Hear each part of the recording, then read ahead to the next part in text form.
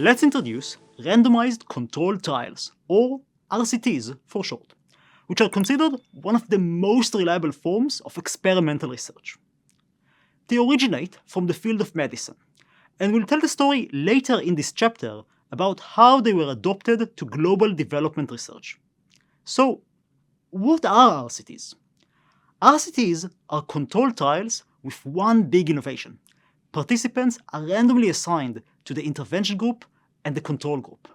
Then, the outcomes in each group are compared to determine the effectiveness of the intervention.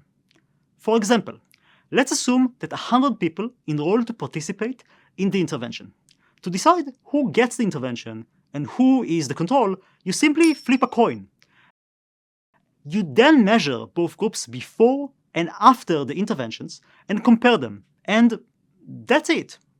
Why is this change so dramatic?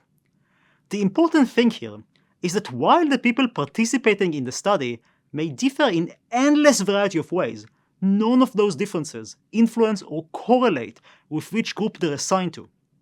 Random assignment helps ensure that any differences in outcomes between groups are likely due to the intervention itself and not due to pre-existing differences between groups.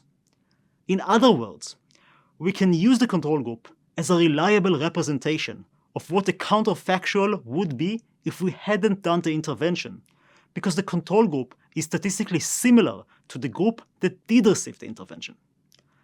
So RCTs are particularly important in research because they can provide strong evidence for the causality of the intervention and can also reduce certain types of bias. For example, the selection bias we discussed can be minimized because participants are randomly assigned to groups. So, why aren't all experiments RCTs? Just flipping a coin. What's so hard about that? In the real world, it can actually be a bit more complicated.